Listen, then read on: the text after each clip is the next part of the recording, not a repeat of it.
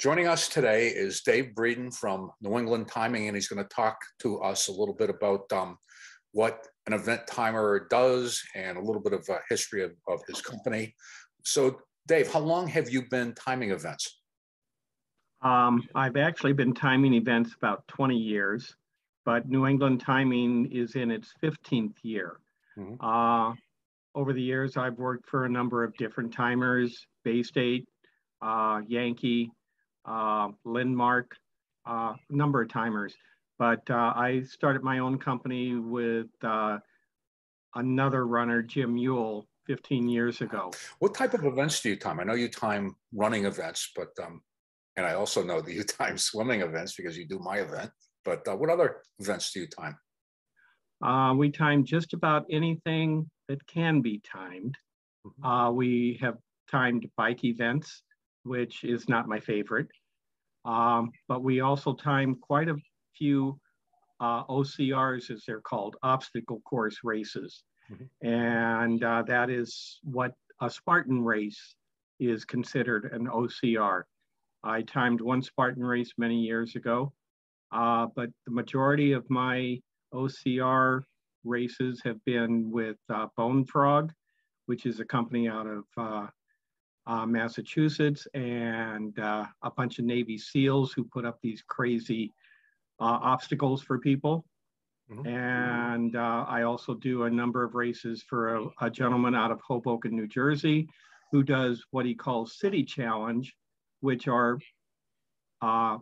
challenges within a city without being, going up a ski slope or through mud or anything like that. A lot of Spartan and Bone Frog, there's a lot of mud and dirt involved. Mm-hmm. Mm-hmm. But we also time a good number of triathlons. Mm-hmm. In the 20 years that you've been involved in event timing, how has the technology changed? Well, a lot of the timing, there was electronic timing, but it was basically either you used winning time, or Granite State Timing had a different system that they used, but it was ankle bracelets for the most part. You had a chip that was encased in a plastic holder, and people put it on their ankles, and then you had to return that at the end. The equipment was very heavy. The boxes weighed 60 pounds a piece, and they weren't as accurate. You missed a lot of people.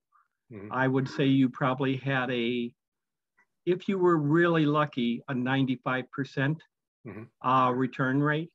Mm-hmm. And by that, I mean, you could miss 5% of the people. Mm-hmm.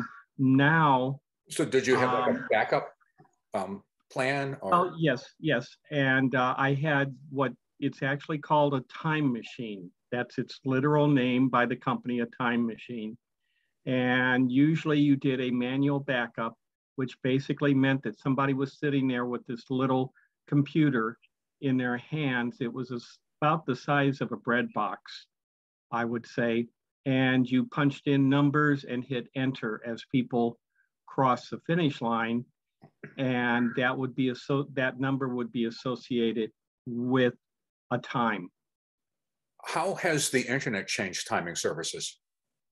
Oh, tremendously. As I said, there were a lot of manual races 20 years ago where you basically could get all the times to go into your timing software, but you still had to manually put in the numbers to match up with the times, okay? Mm-hmm. Well, if you had a 5K with just a small one with 250 people, mm-hmm. it could take you 30 minutes just to get all the numbers in, even though you had all the times. Now, in today's society, as we know, it's like, I want it now. You cross the finish line and 5 seconds later, you're looking at your phone or whatever, trying to get your times.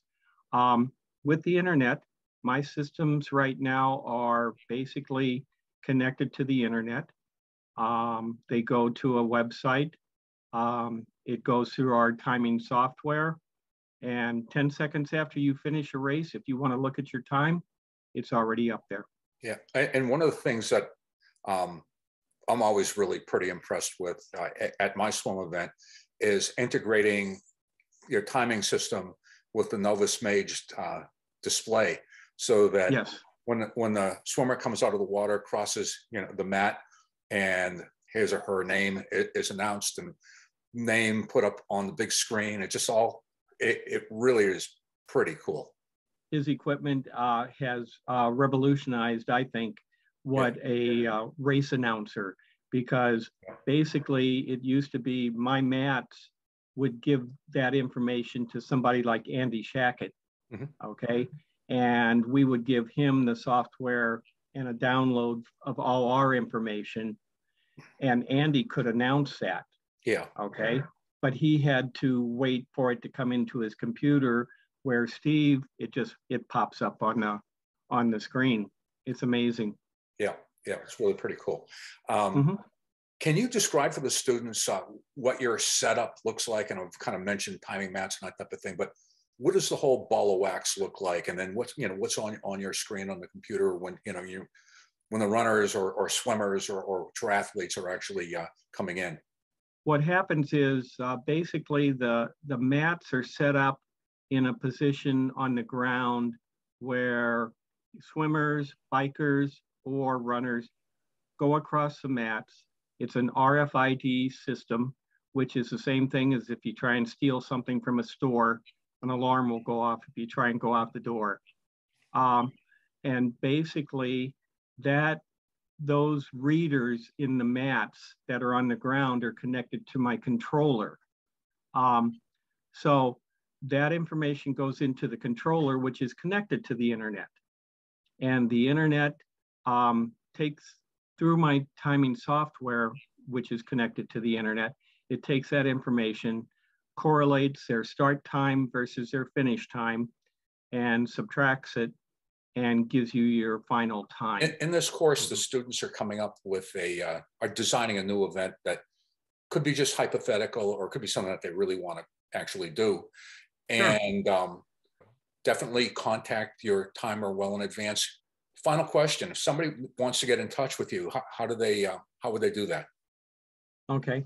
Well, they can either call me on my cell phone, and I'll give it to you. It's 603-490-0335, or you can contact me through my website, which is ne-timing.com. My email is on there. It's dave@ne-timing.com. Thank you for taking the time to chat with us today. Okay, thanks, Gary.